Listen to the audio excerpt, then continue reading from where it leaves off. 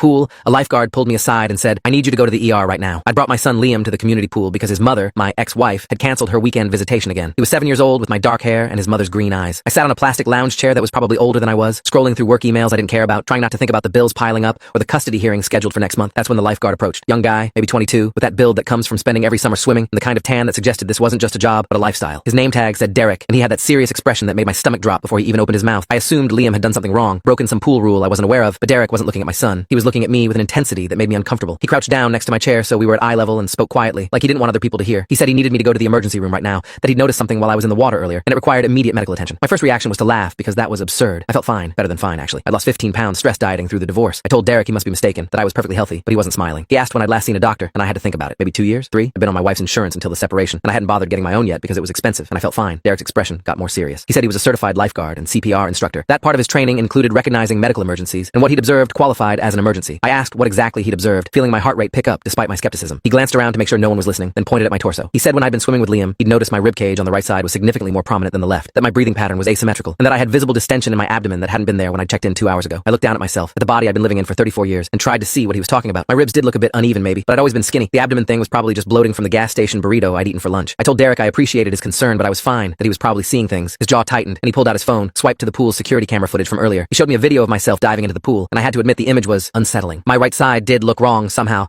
like the architecture of my rib cage had shifted, and when I surfaced in the video, I could see my stomach was noticeably distended, pressing against my swim trunks in a way that looked more like late pregnancy than bloating, but this was insane. I'd looked normal this morning when I got dressed. Bodies didn't just change shape in a few hours. Derek explained that rapid abdominal distension combined with respiratory asymmetry could indicate internal bleeding, organ failure, or a dozen other conditions that would kill me if I ignored them. He said he'd already called his supervisor who'd agreed this warranted emergency intervention, that they had a legal duty to report potential medical emergencies observed at the facility. I started to argue, to tell him he was overreacting, but then I noticed Liam watching us from the pool. My son's face had that pinched, worried expression he'd been wearing a lot lately, the look of a kid who'd learned too young that adults don't always have everything under control. I realized that whatever this was, even if Derek was wrong, I couldn't risk dismissing it and having something actually be wrong. Liam had already lost his stable family unit. He couldn't lose me too. I told Derek I'd go get checked out, more to make him stop looking at me with that concerned intensity than because I believed anything was actually wrong. He offered to call an ambulance, but I refused. Ambulances were expensive, and I had a car. He insisted that someone else drive me, that I shouldn't be behind the wheel if I was potentially experiencing a medical emergency. I pointed out that my son was here, and I couldn't exactly leave him at the pool. Derek's supervisor appeared then, a woman in her 40s named Gloria, who'd apparently been listening to the whole conversation. She said she'd watch Liam personally, that my son could stay in the shallow end under her direct supervision until I got back, or arrange for someone to pick him up. The fact that they were this insistent made my denial start cracking. Something in their expressions told me this wasn't standard pool liability protocol. They genuinely believed I was in danger. I called my brother Marcus, explained the situation in the vaguest terms possible, and asked if he could come drive me to the hospital. He arrived 20 minutes later, took one look at me, and his face went pale. He asked why the hell I looked like that, why my stomach was sticking out like I'd swallowed a basketball, why I hadn't said anything about being sick. I looked down again, and this time, I couldn't deny it. My abdomen had continued expanding while I'd been waiting. My swim trunks were cutting into my waist now, leaving red marks, and when I pressed on my stomach, it felt hard and wrong, like there was something solid in there that shouldn't be. And what happened next changed everything. Full story is linked below or on my channel.